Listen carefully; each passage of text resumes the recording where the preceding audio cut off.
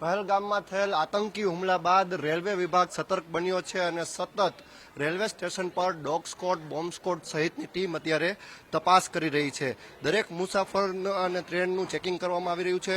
સૌરાષ્ટ્રના સૌથી વધુ મુસાફરો રાજકોટના રેલવે સ્ટેશને આવતા હોય છે, ત્યારે જીઆરપી તથા આરપીએફના અધિકારીઓ અને જવાનો દ્વારા આ ચેકિંગ હાથ ધરવામાં આવ્યું છે. ડોગ સ્કોડ દ્વારા ટ્રેન અને મુસાફરોનું જ્યારે ચેકિંગ હાથ ધરવામાં આવ્યું છે, ત્યારે સોમનાથ, દ્વારકા, અમદાવાદ સહિત અલગ અલગ શહેરોમાંથી અહીં અનેક ટ્રેનો આવતી હોય છે. વેકેશનનો સમય હોવાથી રેલવે સ્ટેશને સૌથી વધુ પ્રવાસીઓની અવરજવર થતી હોય છે, જેને ધ્યાને લઈ અને હાલ જે પહલગામમાં આતંકી હુમલો થયો છે તેમાં 27 જેટલા નિર્દોષ લોકોએ પોતાનો જીવ ગુમાવ્યો છે અને ત્યારબાદ અત્યારે સમગ્ર દેશમાં એલર્ટ પણ જાહેર કરાયું છે અને સતત પોલીસ તમામ જગ્યાએ ચેકિંગ પણ હાથ ધરી રહી છે. એક એક પ્રવાસીઓનું અત્યારે ચેકિંગ હાથ ધરવામાં આવ્યું છે. જે અત્યારે દ્રશ્ય જોઈ રહ્યા છો તે રાજકોટના રેલવે સ્ટેશનના આ દ્રશ્ય છે, જ્યાં અત્યારે બોમ્બ સ્કોડ અને સાથે ડોગ સ્કોડ દ્વારા પણ અત્યારે ચેકિંગ હાથ ધરવામાં આવ્યું છે. દરેક ટ્રેનમાં આ પ્રકારની જે છે તપાસ કરવામાં આવી રહી છે અને લોકોને પણ એલર્ટ કરાયા છે. લોકોને અપીલ કરવામાં આવી રહી છે